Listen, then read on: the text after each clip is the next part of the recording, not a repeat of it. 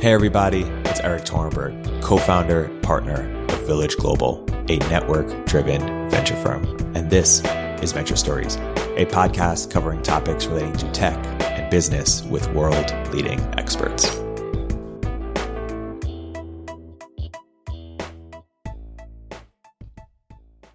Hey everybody, welcome to another episode of Village Global's Venture Stories. I'm here today joined by two very special guests, Brian Balfour and Pascal Levy-Garboua, both of Long Journey. Brian is also the co-founder of CEO of Reforge, and Pascal at Checker. Pascal, Brian, by way of introduction, can you introduce what is Long Journey and how you both are involved and got involved? Yeah, so I can kind of provide my perspective and then Pascal. So Long Journey really gravitated and got brought together by a guy named Lee Jacobs. And so we are a seed stage fund, approximately around $30 million in size. We write checks around $500K. But the unique and differentiated thing about us is that we run what I like to refer to or explain as like a hub and spoke model.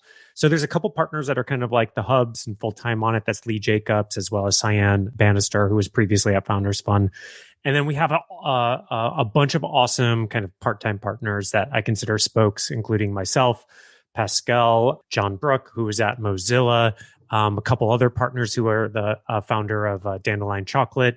And the interesting thing for us is that we all kind of bring our own unique skill set and networks to the table. So my background is really in kind of product led growth. Elaine Wary, one of the other venture partners, is really focused on like people and talent. And we all have like our own unique networks that we bring to the table. So from a founder's perspective, compared to other funds our size and the checks that we write, we just are able to bring a lot more help to the table and a much more unique, differentiated perspectives. And so that's kind of the model we are running. I've been angel investing with Lee just on the side for a number of years through some other avenues. And so Long Journey Ventures is our first kind of formal fund after the success of that. And it's just awesome to be working with Pascal and some of the others as well. Pascal, do you have anything to add to that?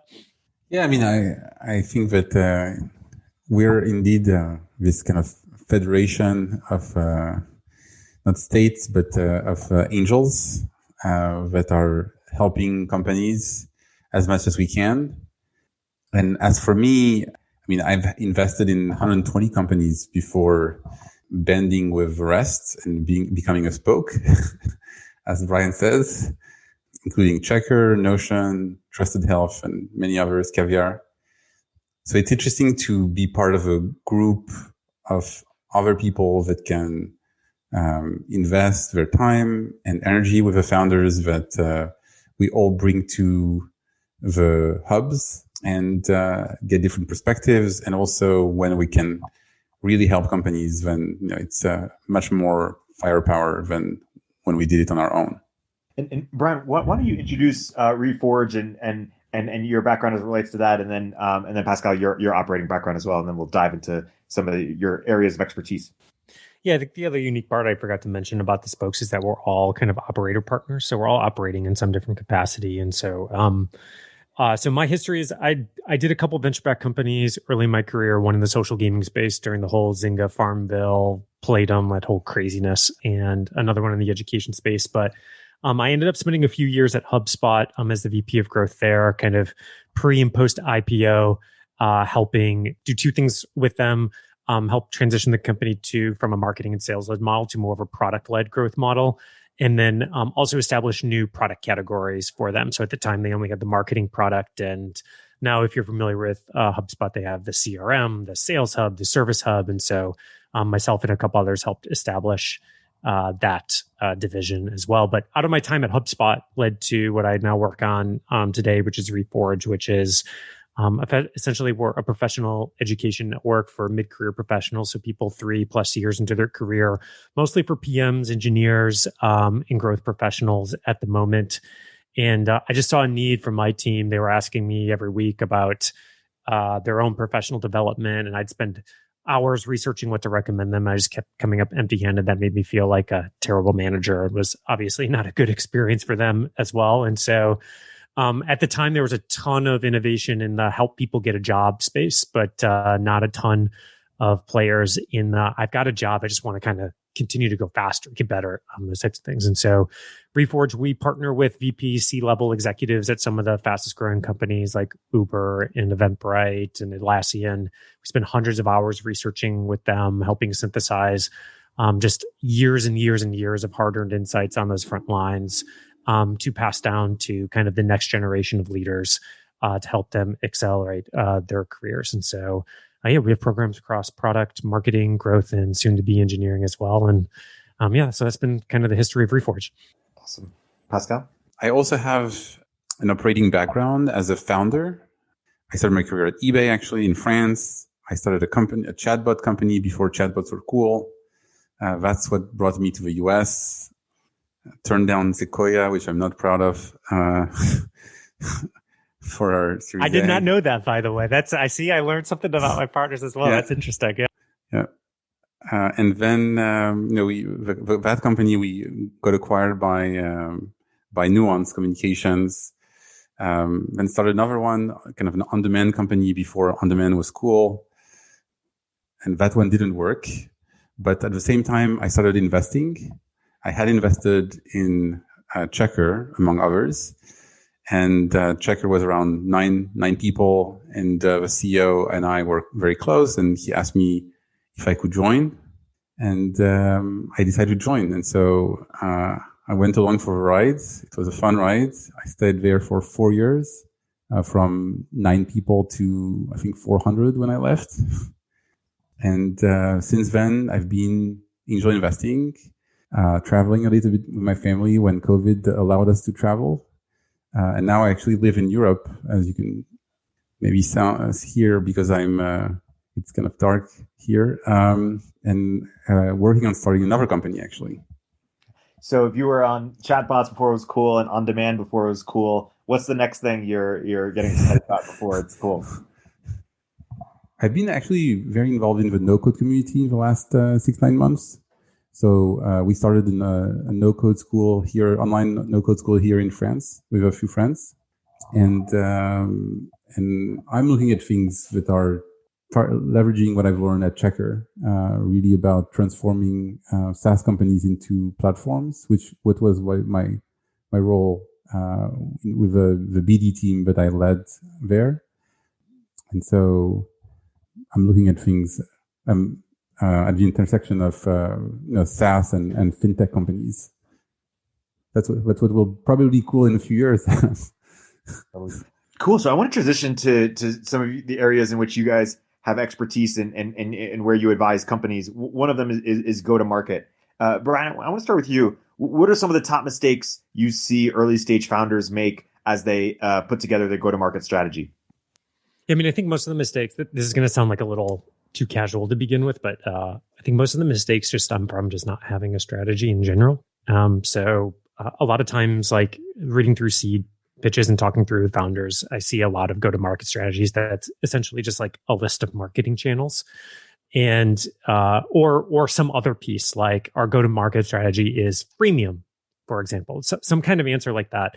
But those are really kind of like just a couple pieces of like a puzzle that you have to put together, which ultimately ends up being your go-to-market strategy, which is at the highest level a combination of like who your target market is, how the product fits with that target market, the channels that fit with that product, and the model that kind of wraps the whole thing and either enables the whole thing like all together. And so like all of these pieces, once again, all of them are individual puzzle pieces that have to be put together. And the problem is if you don't have to have this exactly right at the early stage, but you do need to have a hypothesis about what these things are, because the whole point is to go execute and then either like prove or disprove these hypotheses. And as you disprove, then you got to like change the puzzle pieces around.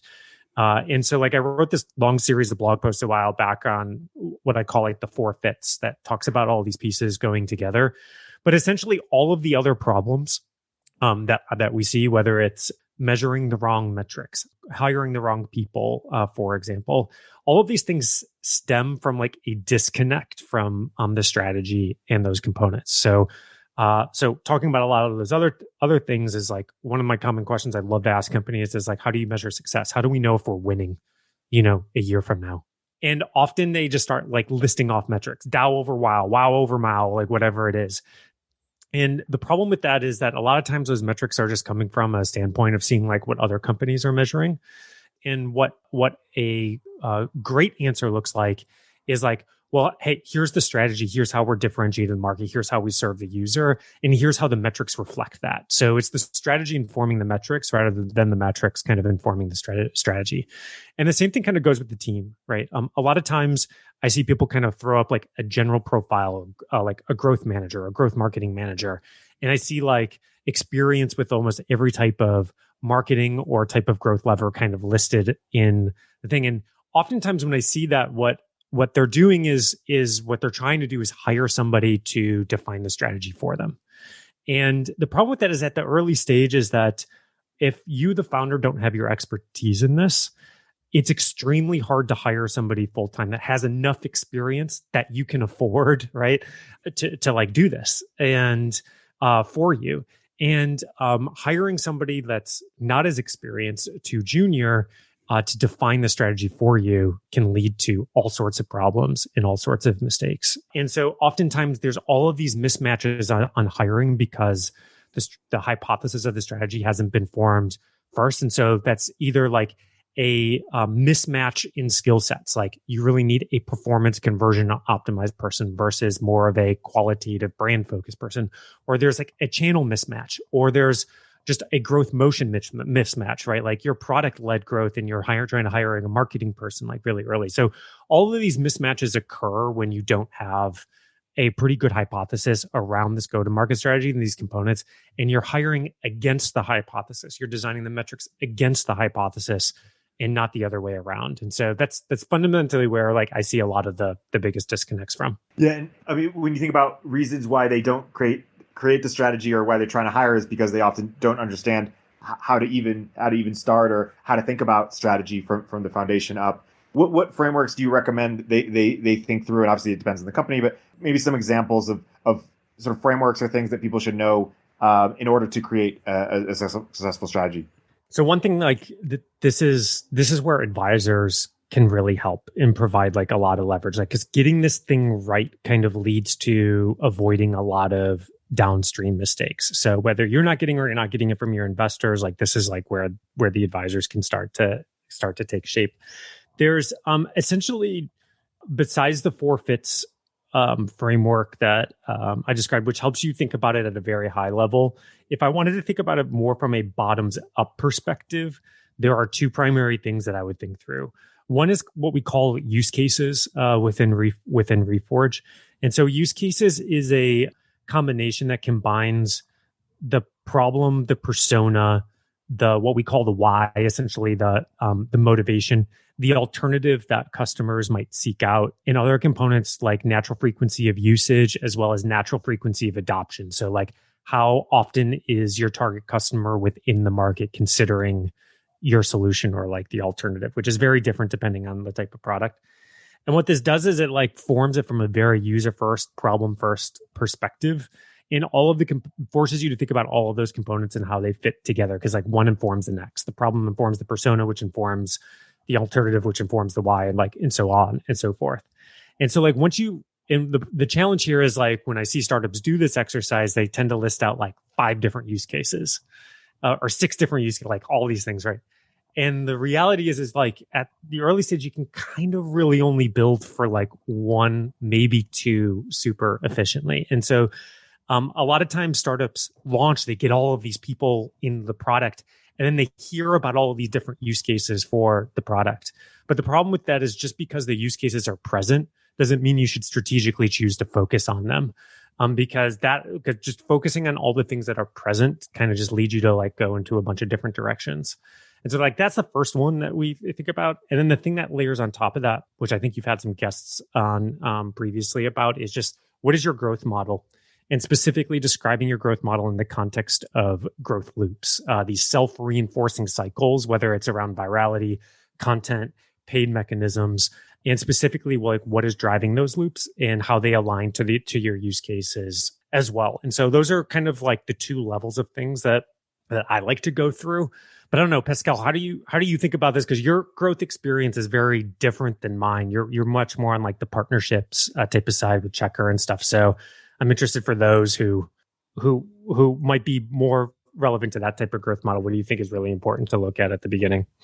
Yeah, I mean, I think that, even beyond the partnerships, what I find is interesting is that what I often do with founders, and I did that with the founders of Checker when I joined them, for example, early on, was even thinking about what do they want to accomplish in the next year or in the next 2 years. And I often see, when I talk to founders, I often ask them, where do you want to, what is the slide that describes where you are at when you raise your next round? And then I ask them, okay, now reverse engineer that slide. What did you do and why? And I think that it's a much more, I would say, high level way of thinking through what Brian just said. But it's also very simple. I don't have as many frameworks, unfortunately. I think that discussion is very important because that helps prioritize who you hire, why, when. If people tell me, well, I want to get to, I don't know, 1 million ARR by the end of the year, and I say, okay, who is going to do sales? I mean, none of the founders are salespeople. None of them want to do sales beyond a few occasional stuff. So I said, how many AEs are you going to hire? When are they going to be coming with you? And so really thinking through all these metrics and informing the go-to-market based on the goals helps the discussion with founders and also helps understand whether founders understand what needs to be done or just thinks that things will happen automatically. The thing I like about that is it just forces you to think in the future, which our most common bias is when we think from today forward is we overestimate how much we can do or how much is going to get done. And so if you force yourself to put yourself in the future and draw that out and then draw the picture backwards, I think it starts to protect you against that bias and starts to realize some of these other things that I'm talking about, which is actually we can't focus on all these use cases. We've got to choose one or two to absolutely nail. Oh, we can't have 10 different channels at once because that's going to require X number of different people. We've got to really focus on the one or two most meaningful ones. And so, yeah, I like that exercise as well. Brian, just to make it concrete, can you give an example of one or two companies that either you've worked with or know of that we're choosing between a few different functions, or we're doing too much, but then had to narrow the focus, or just to make it concrete when you talk about these 5 different use cases, but they should just pick or nail one. What comes to mind as an example? Yeah, so I'll talk from my own personal experience because I don't necessarily have permission to share a bunch of them. So I'll talk about a couple different things. One is specifically at HubSpot when we started this group, we wanted to go after the sales vertical. And so one of the early tools we developed, which is now called Sales Hub, but back then was called Sidekick, was basically this Chrome extension you got all these we call them email superpowers. You could track people's emails, see kind of who was emailing, click. All these things sound standard now, but I think this was 6 years ago, weren't standard then. Document tracking, all of these things. You could get this with one click. So to a salesperson, this felt like magic, we just Mario's mushroom, type of thing. And so the thing is that, so as we went out there, we started acquiring a bunch of users. It was a very simple tool. And then when we saw the users coming in, we had the dynamic that I was exactly talking about. We not only had that individual sales rep kind of using the tool, but we also had small business owners and marketers using it. And people using it for personal use cases or education use, all of these different types of use cases. And so the challenge at that point that we had to choose was okay, well, we can be a horizontal tool and start to serve all of these different types of personas across a common set of problems, or we can choose to focus on one or a smaller set of personas and a deeper set of more nuanced problems within that persona. And this was a massive strategic debate because we were already at a couple million ARR when this happened. And we ended up choosing the more vertical use case. And as a result, changing our monetization model to be higher priced, reprioritizing the roadmap of the problems that we solved, all those types of things. But this is a very common flow of like, you put something out there in the world with some hypothesis, you start getting a bunch of usage. Some of it is not what you intend. And rather than keeping going down the path of just chasing whatever feedback is coming in, you have to sometimes hit the pause button and say, oh, actually, like, let's take stock of what everything that is present. Let's talk about the pros and the cons and the possible futures if we choose this to go strategically down the path. And then let's go down it. Pinterest also had a very similar use case early on that Casey Winters talks a lot about, which is that they saw two primary use cases in their early product. People who were using the product to like browse and discover new content around their interests, and people who were like planning a project around like planning a wedding or a home renovation or things of that nature, right? Both use cases were present from a similar audience, but they very much strategically chose to optimize the product for the discover the content around interests use case. And you can see that in their onboarding flow and things of that nature. They actually have you select topics of interest, right? Things like that.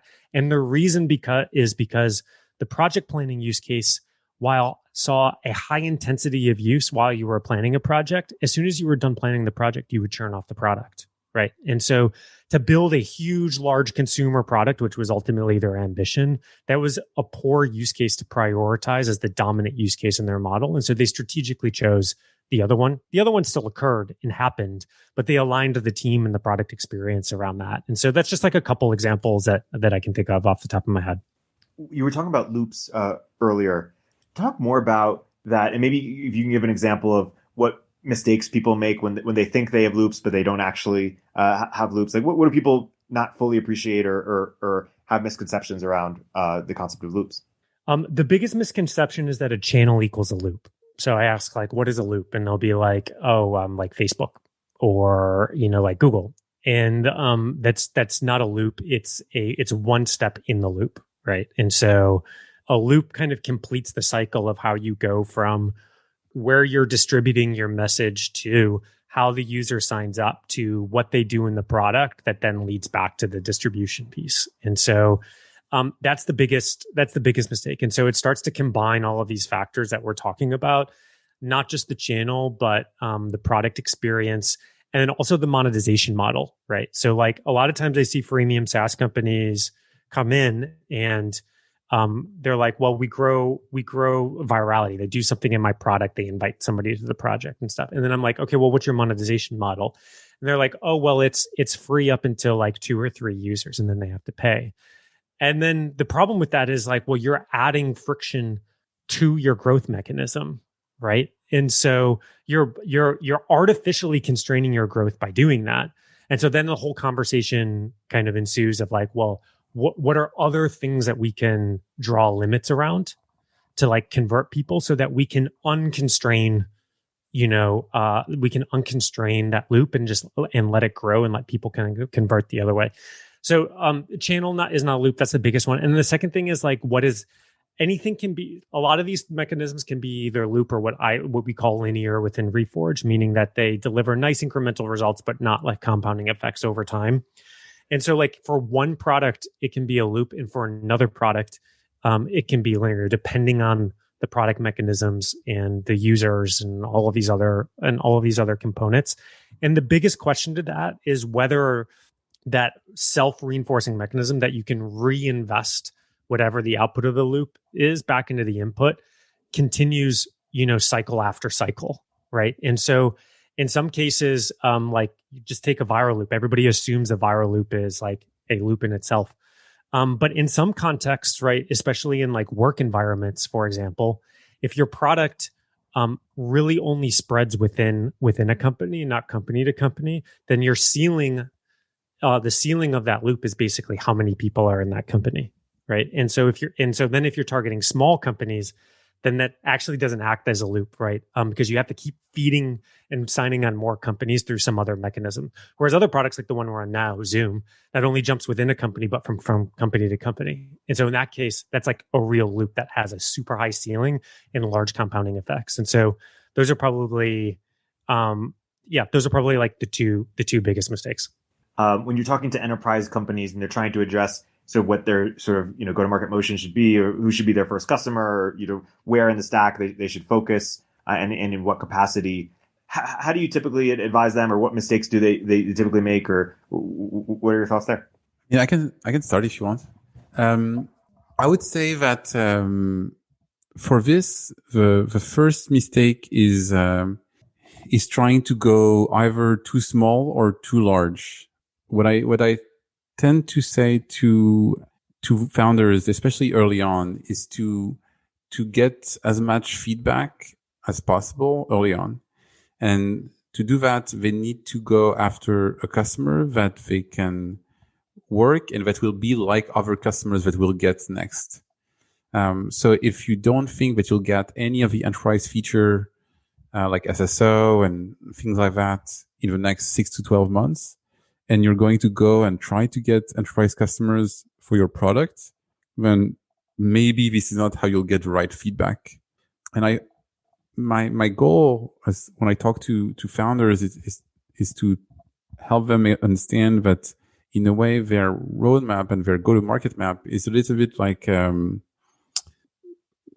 a game where they need to get to the next level to be able to continue to play. And so initially really focusing on who is the ideal customer for what you have. And then as you get feedback from that customer and you have a really good value proposition, you get growth in that customer segment, then you can graduate into another segment. And, we often talk about YC having network effects for B2B companies. And the reality is that if you go to YC and you sell to other YC companies from your batch or previous batches, then all of a sudden you have 50, 100, 250, 500 customers. And if that increases your MRR, which helps you with fundraising, that gets you lots of very direct feedback.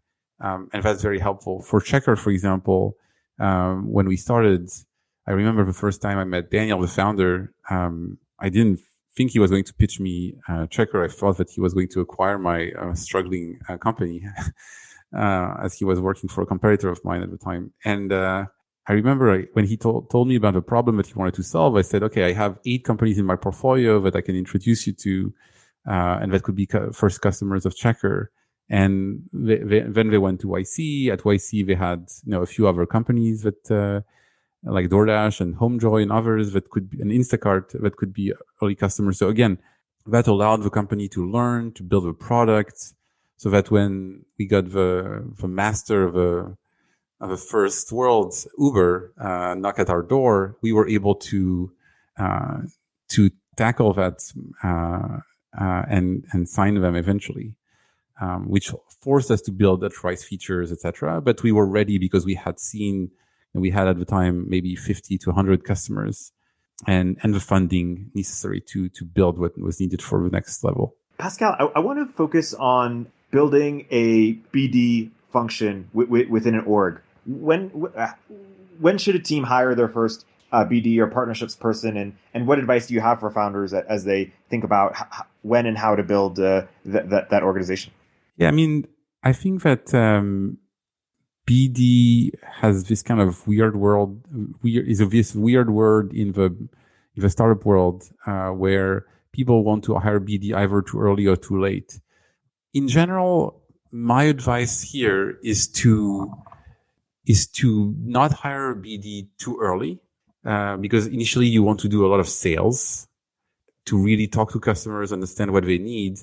And then at some point, as you look at the go-to-market motions, then BD can be interesting because you oftentimes realize, especially with API companies, which Checkr was, which Stripe is, which Middesk is, and others, is that you have other types of opportunities as people use your products to build products for others.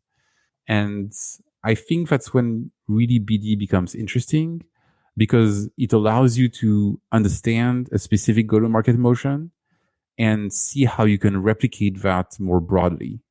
Sales is typically focused on a much more direct transaction with a territory that is much more defined, whereas typically BD people are a bit more, I would say, open and creative in terms of a process and understanding the customer needs. And that's where it's really helpful. at Checker and in general, I recommend BD people to have targets once you understand what they really do. So you have obviously product partnerships, and product partnerships, it's harder to have targets.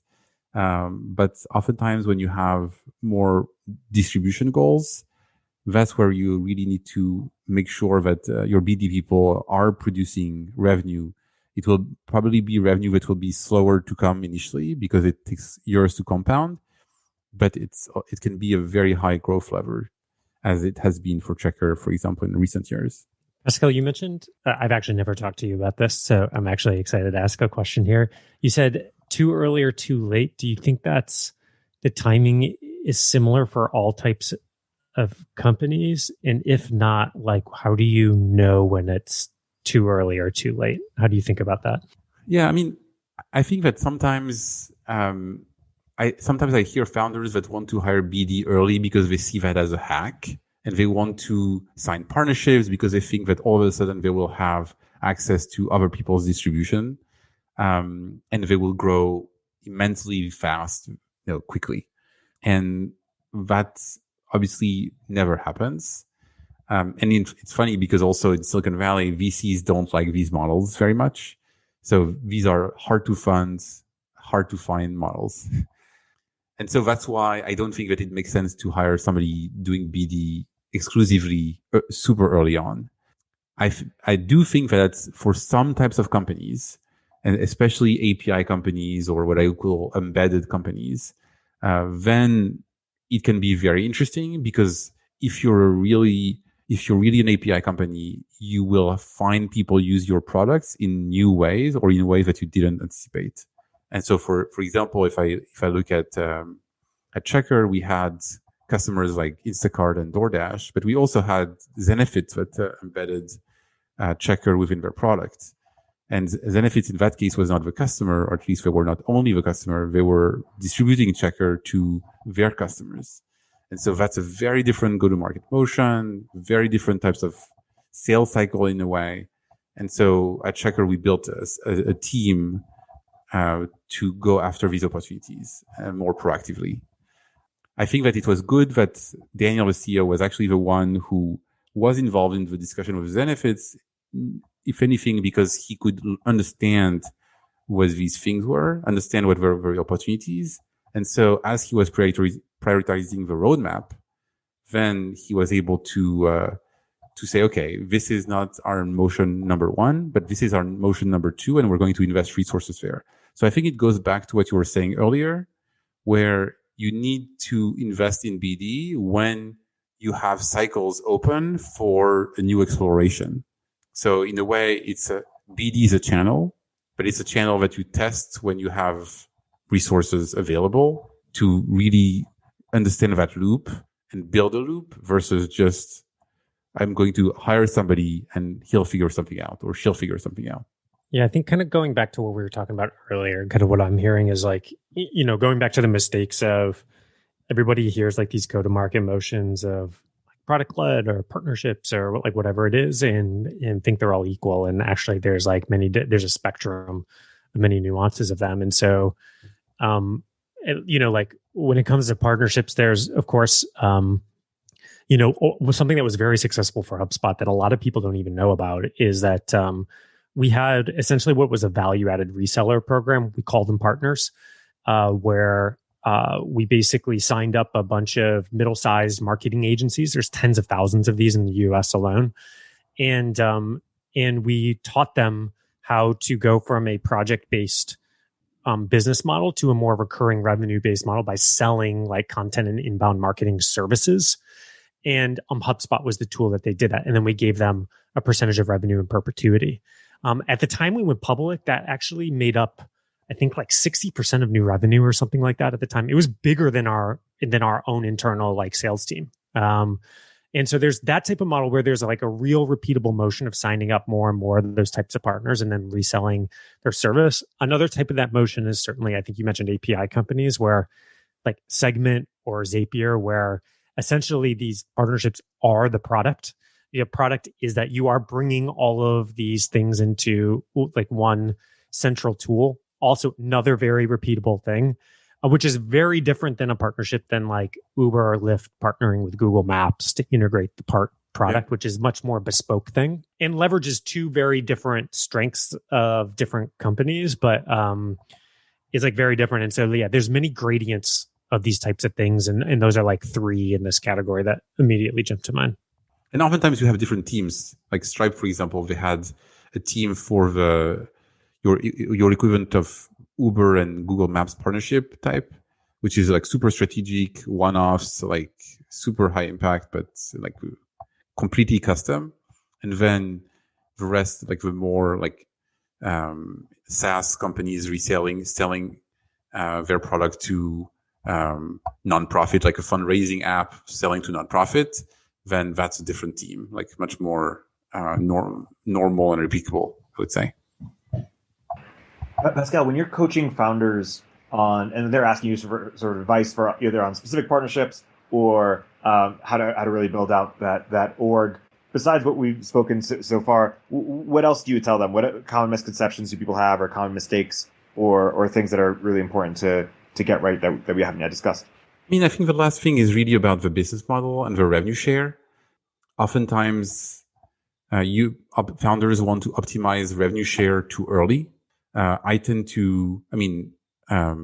Brian just mentioned HubSpot, where they were giving away revenue in perpetuity for these marketing agencies. I mean, Checker has some partners where most of our partners on the channel team, we were giving them revenues in perpetuity for the joint customers. And at the end of the day, what you don't want is to get your partners to have an incentive at some point as these things grows to switch to another partner so that they can make another buck with somebody else. And so I think that not having to think about it is good. And that's the value. The value of a rev share is nothing compared to the trouble of a changing distribution and worrying about that. So I think that's number one thing that people, and the second thing is really understanding what's in it for the other side. So initially we thought, why do companies like Zenefits or Gusto or others want to partner with Checker?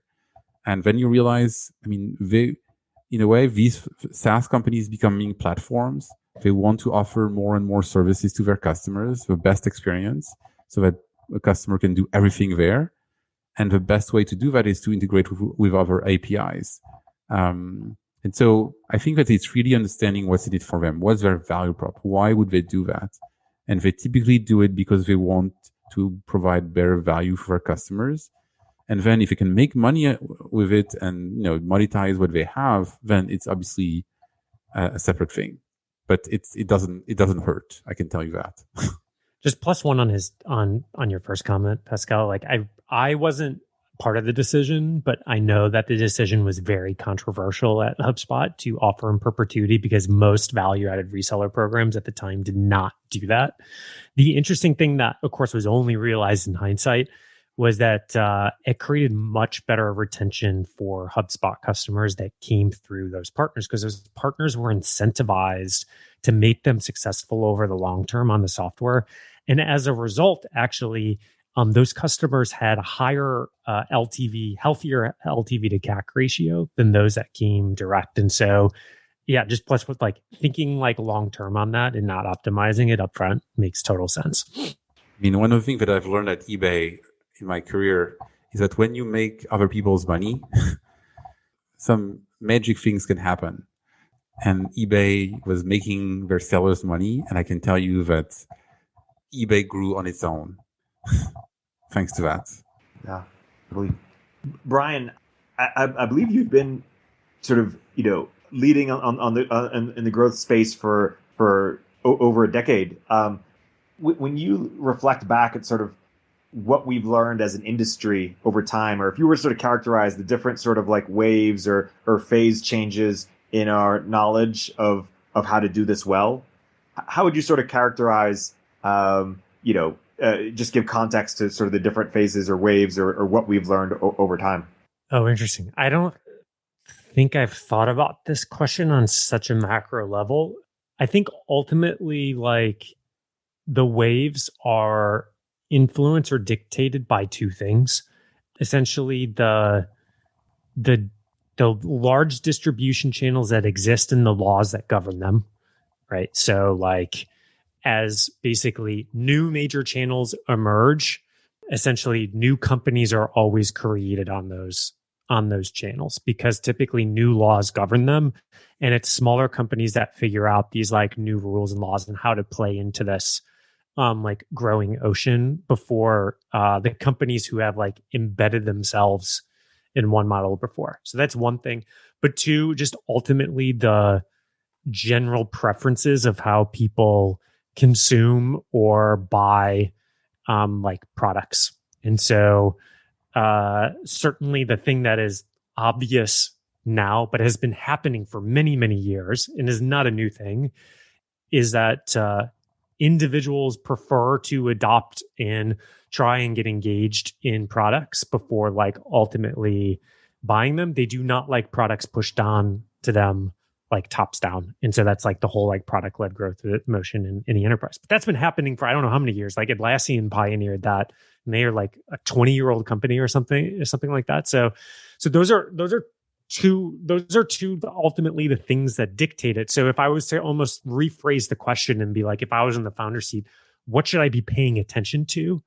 It's having a very early sense or hypothesis about how one or both of those things are changing, and then exploring how to exploit isn't the right word. Leverage them. All right. So leverage is probably the better word, there.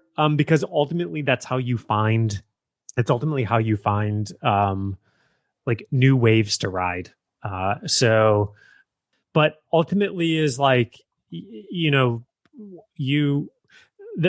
flip side of that conversation is like, is that really the thing I should be taking a bet on with my company? Yes or no?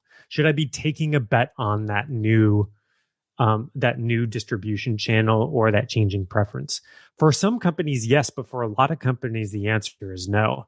And as a result, trying to like search for that whatever mythical unicorn growth hack or whatever it is that you think is going to fundamentally change the growth of your business, oftentimes the better thing to focus on is like, hey, actually, you just have a differentiated value prop in terms of the problem that you're solving, who you're solving it for, or the way that you're solving it, or some combination of those factors. And actually, your growth lever is not the new thing that you should be solving for. And you should be really be looking for like the best practices and focusing your innovation energy elsewhere, right? Because ultimately, once again, we're constrained by time, money, resources, knowledge, whatever it is. You can only innovate in so many different directions, right? Like that is something that I learned with my second company, Boundless Learning, is like we had to have too many new innovations happen in too short a period of time to make that a big business. We got 2 out of 3 of them correct, but that third one killed us.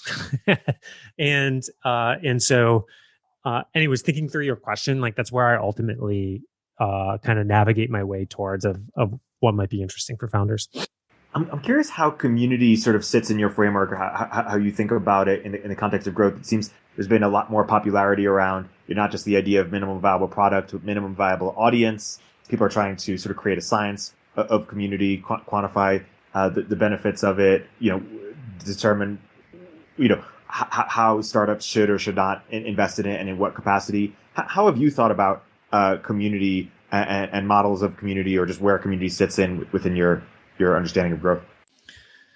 I think community is just like one of those terms that's thrown around a little too willy-nilly and means like many different things to many different people. And so just for example, there's a massive difference between whether community is a core value prop of your product or if community is essentially a marketing mechanism. Those two things, that one simple thing right there is probably one branch of the tree. And then there's probably a bunch of other branches of the tree that I haven't like fully codified. But, certainly at HubSpot, like community was a marketing mechanism for us. And most important, and so not only was it a marketing mechanism for it, but it played a very specific purpose, which was to help us establish the category definition of inbound marketing. And so we formed the community around basically beating the drum around that message, right? And spreading and trying to define this new category.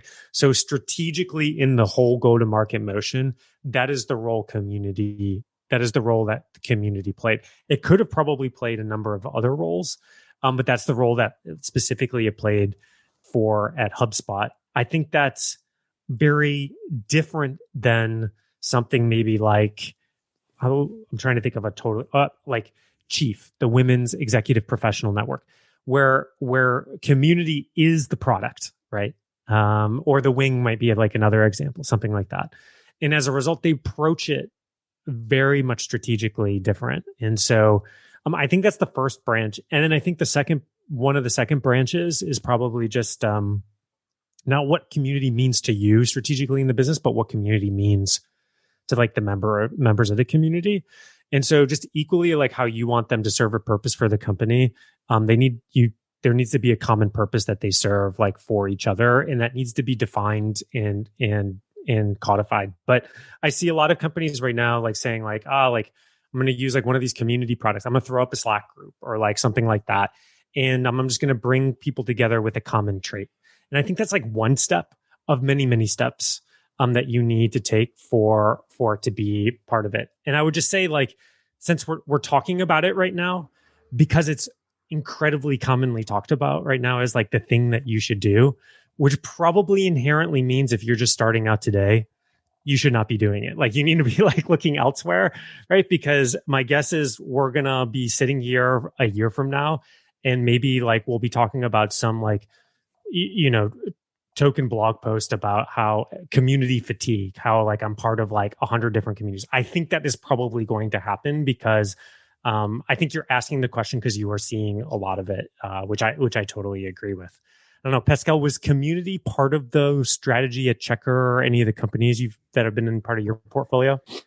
Yeah, I mean, I think that I'm right now, as I said, I'm helping launch an online school for no code here in Europe, and community is really part of a product because you need education and you need people that are going to be working alongside you in the journey. And so community is part of what we sell in many ways. We're a magnet for these people, like a school is mostly a community of other people. But otherwise, in most B2B companies, at least, it's really rare, unless you're in an open source community, to really have a community around your product. People like your product. You can create a network of people like the marketers, the marketing agency that you were mentioning earlier, that are part of your community. But it's not the same thing. It's more of an ecosystem. Like, for example, I invested in a company called Adala, which is a no-code platform, and they have a Slack channel, they have a forum, they have a community, really. But the value of a community is more the ecosystem it represents and the fact that people are helping each other, as the company is, low on resource and can't put together all the content to help every one of them individually.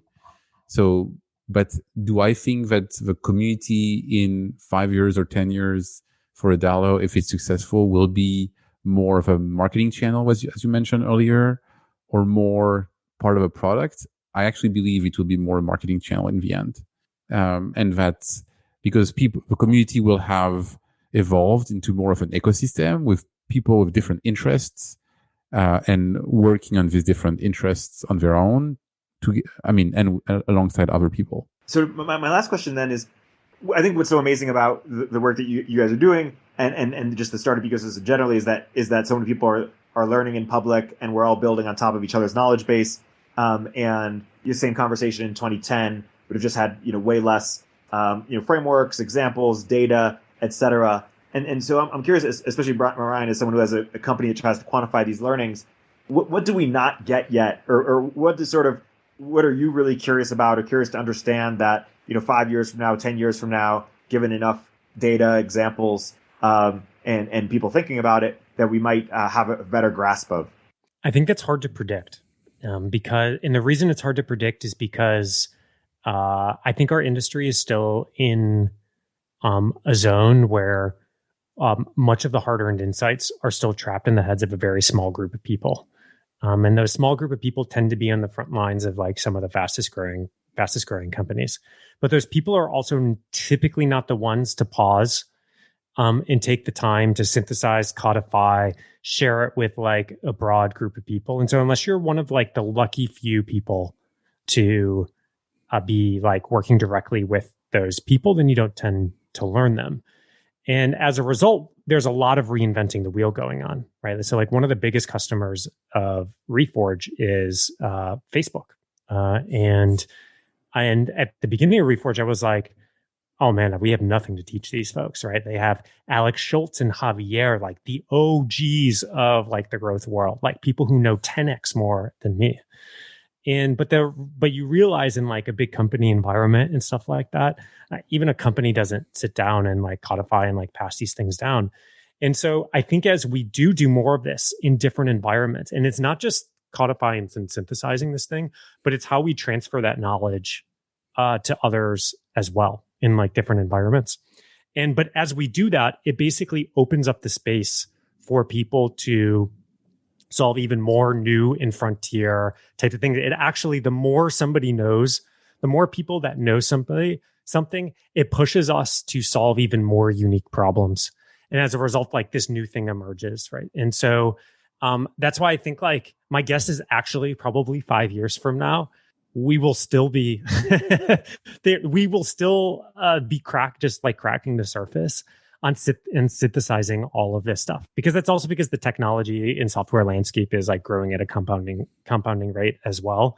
10 years from now, like who knows, right? But by definition, as we solve and synthesize some of the more known stuff, the unknown stuff, we make space for the unknown stuff, if that makes sense.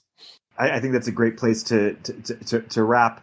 Founders, I highly recommend you work with Long Journey. We've done a couple deals with them, and you guys are wonderful partners. We've also had Lee and Elaine on the show, and they've been great episodes as well. Brian, do you also want to plug Reforge too? And anything upcoming? And Pascal, if you have anything you'd like to plug, feel free.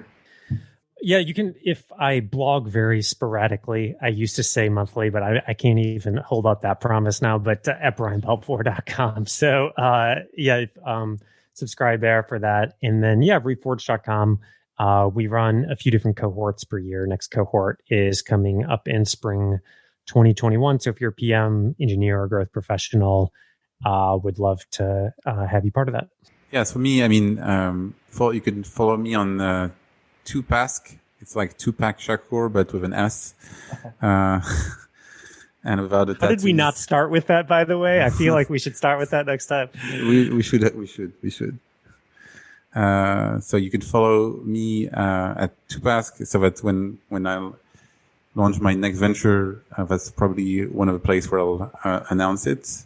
And obviously, you can reach out to Long Journey if you have a company that we should look into. Don't hesitate to DM us on Twitter or on other social media. Awesome. My guests today have been Pascal Levy-Garboua and Brian Balfour of Long Journey. Brian, Pascal, thanks so much for coming on the podcast. Thank you very much. Thanks for having us. Thank you, Erik.